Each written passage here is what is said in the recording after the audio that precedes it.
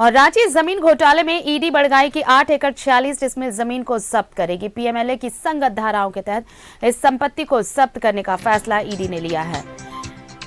ED ने जांच में पाया है कि इस जमीन पर अवैध तरीके से पूर्व मुख्यमंत्री हेमंत सोरेन का कब्जा था, जहां आर्किटेक्ट विनोद सिंह की मदद से बैंक्वेट हॉल का निर्माण कराया जाना था। हालांकि ईडी की जांच के दौरान पता चला कि जमीन की जमाबंदी बदलकर राजकुमार पाहन के नाम पर की गई है।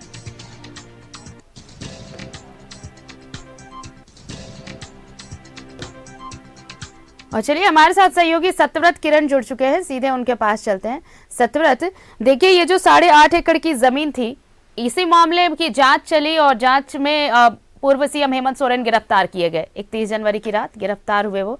अब कार्रवाई आगे बढ़ी है और अब ये 8 एकड़ 44 डिसमिल जमीन ईडी जब्त करने वाली है। देखिए, बिल्कुल सही कहा आरती आपने, और यह वैसे लोगों के लिए एक मैसेज है कि अगर आप अपराध कर कर, भ्रष्टाचार कर कर, घोटाला या लूट कर कर किसी भी संपत्ति को अर्जित करते हैं, अगर आप 2 नंबर के पैसे से प्रॉपर्टी बनाते हैं तो वो प्रॉपर्टी आपकी जब्त हो सकती है। और इसका लगातार ईडी जो है वो उदाहरण पेश कर रहा है। आपको पता है आरती कि फिलहाल ईडी का जहां क्षेत्रीय कार्यालय है, एयरपोर्ट के नजदीक हीनो स्थित उस भवन को ईडी ने जब्त किया था। और दरअसल वो जमीन जो है वो एनएस ओक्का ने बनाई थी। सपनों का महल आसियाने को जो एनएस ओक्का ने बनाया था वो भ्रष्टाचार की इमारत थी और ईडी ने उस इमारत को जब्त किया। और फिलहाल ईडी का क्षेत्रीय कार्यालय उसी भवन में है। इससे पहले की अगर बात करें तो मनी लॉन्ड्रिंग मामले में, अवैध खनन मामले में जब पूजा सिंघल पर कार्रवाई की गई थी, उस वक्त पूजा सिंघल ने भ्रष्टाचार के पैसे से पल्स अस्पताल का जो निर्माण कराया था उसे भी ईडी ने अटैच किया। उसके बाद बरियातू स्थित सेना के जमीन करीब 4.55 एकड़ जमीन जिसे ईडी ने अवैध माना था, इसे भी जब्त कर लिया गया था।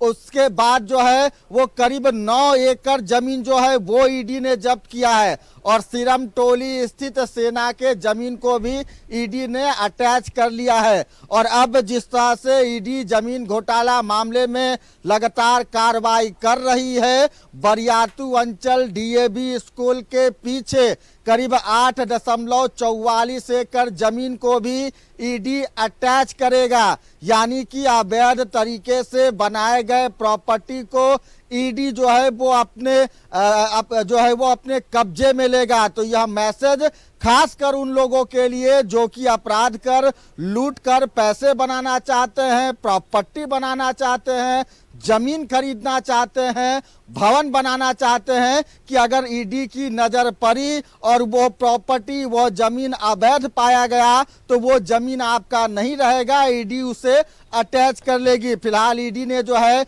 वो बरगाई अंचल स्थित जो जमीन है उसे अटैच करने की प्रक्रिया शुरू कर दी है। और आपको पता है कि इससे पहले भी ईडी ने कई जमीनों को जो है वो अटैच किया है। तो फिलहाल ईडी की एक बड़ी कार्रवाई, लगातार बीते साल भर से ईडी जमीन घोटाला मामले में जांच कर रहा है। इससे पहले भी कई प्रॉपर्टियां ईडी के द्वारा अटैच किया गया। और एक बार फिर जिस जमीन से संबंधित पूर्व मुख्यमंत्री हेमंत सोरेन की गिरफ्तारी की गई, जिन्हें फिलहाल अभी होटवार में न्यायिक हिरासत में भेजा गया है, उस जमीन को भी अब जल्द ही ईडी अटैच करने वाली है।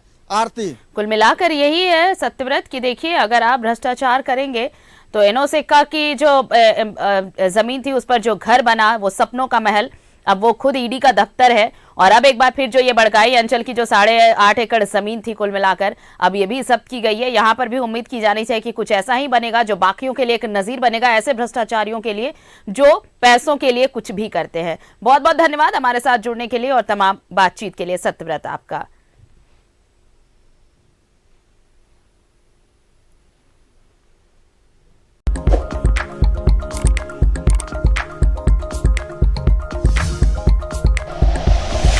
Like and share videos, subscribe करें हमारा चैनल और प्रेस करें बेल आइकॉन।